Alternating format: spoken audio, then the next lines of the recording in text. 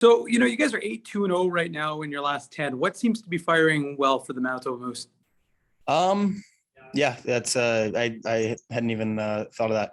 I think it's just, things are going well because guys are willing to work. Like we've got a lot of turnover in the lineup right now, it seems. Guys coming in and out, and I think everybody's just on board, ready to jump into our systems. I think our systems are the strength of our team. I've said it a bunch of times this season. I think we're good because everybody's all on board, and when we're all on the same page and everybody's working hard both ways, I think that leads to a lot of success for us.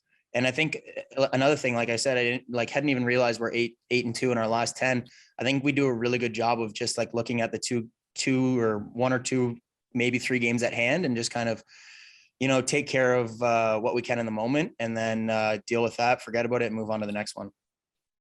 To yourself, I know you were talking about you wanted your game to get to a different level. You got 3 goals in your last 6. Do you feel like your game is changing along with the teams?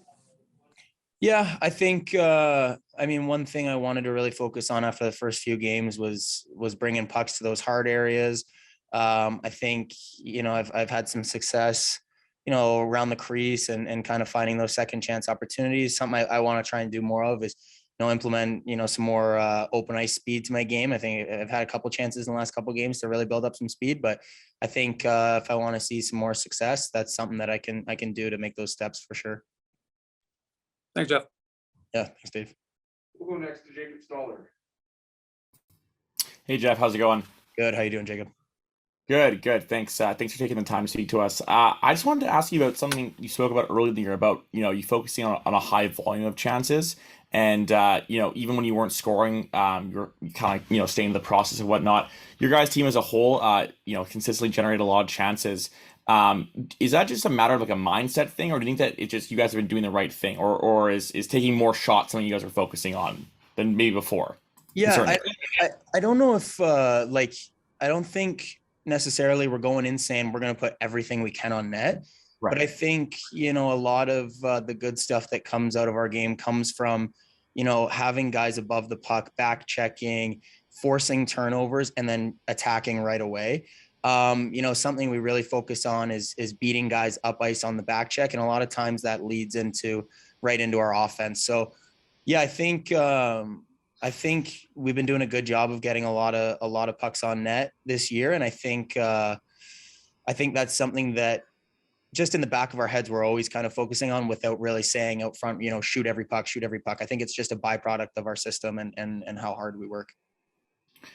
Obviously part of your game is being good on the wall and in tight in those areas and kind of shielding the puck from the defender and whatnot, and using your size. For someone like yourself that plays that role, how do you prepare for that and kind of work on that? Is that through watching film? Is that through strength training? What would you kind of say embodies that? Yeah, off season is a lot of that strength training, kind of building a foundation to use size and strength in areas of the game. But I think throughout the year, it's just reinforcing that mindset regularly.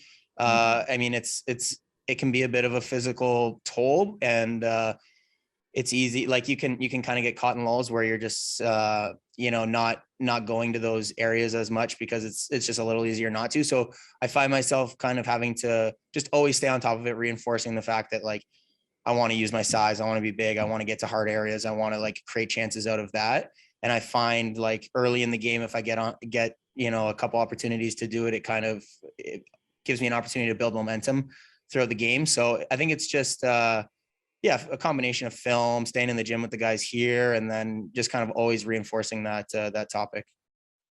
Your guys' defensemen do a really good job of getting pucks on the net and getting them through the defenders. Would you quantify that as like a distinct skill amongst each of these guys, or is it a team collectively you guys have been able to find those lanes? I think it's both. I think, we've got a really talented group on our back end that works really hard and is really effective at finding shot lanes. It's not an easy thing to do. I've been at the blue line a couple of times this year, and I don't know if I've gotten one through. I think they've all gotten blocked. So it's a tough skill to master for sure. And I think our D are getting better at it every week. And then, that is one area of our production that we do focus on is allowing our D to change lanes, and then also having a presence for them at the net, so those shots aren't just going to waste. Thank you. Yeah, no problem, Jake.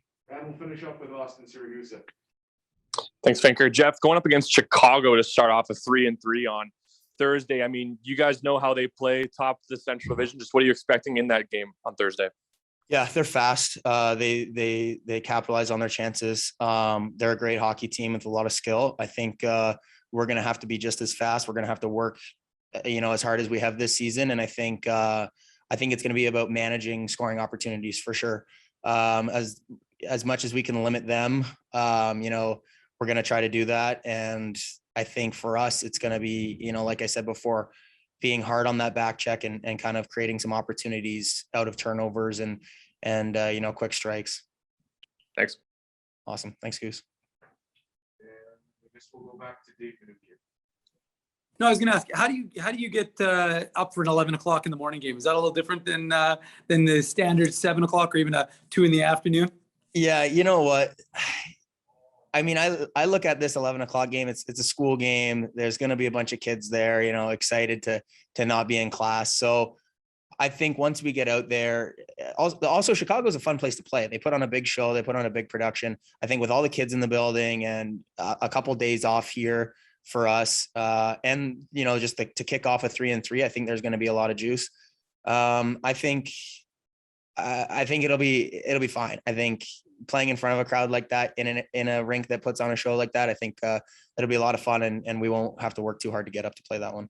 Is there a little more excitement knowing that you're going up against the Chicago team that you're kind of neck and neck with in the Central, and so you guys are kind of battling it out for that first spot right now? Yeah, 100%. I mean, especially these division games, they play such a big role come the end of the year. I mean, this is a big opportunity to to close in on them and make the race even tighter. So I think, that's just another thing that's going to play into how excited we're going to be to play on Thursday morning. Cool. Thanks, Jeff. Awesome. Okay, we'll wrap this up with 1 or 2 from Jacob Stoller. Thanks, Dan. Yeah, Jeff, I just wanted to ask you about, your time playing with David Gustafson. I know you two have, developed some sort of some chemistry when you're playing together. What do you think is the reason that your guys, your games gel so well together? I don't know. Like Gus and we're so close, like even off the ice, that I think we just enjoy hanging out so much and enjoy spending time together so much that it just works on the ice. He's such a hardworking guy, and he's such a stable and consistent presence that it's probably one of the easiest guys I've ever had to play with. You just always know where he's going to be. He's always hard winning his battles. He's always physical. He's always in the right spots. So I think it's just a naturally easy fit. Yeah. And, last one for me, David is 21, 22 years old, assistant captain for your team. Obviously he's been, praised for his leadership, even when he joined you guys last year in the middle of the year. What is it about David that makes him such a good leader and someone that people on your team really seem to respect? He's just such a genuine guy. Like he's so nice and welcoming to everybody. And like he's got such great attributes on and off the ice. Like he's the nicest guy off the ice, and then on the ice, there's no doubt he's setting the standard for like our work ethic, our intensity, our attention to detail, our just our pace of play and practice every day. And then that just seamlessly translates to games.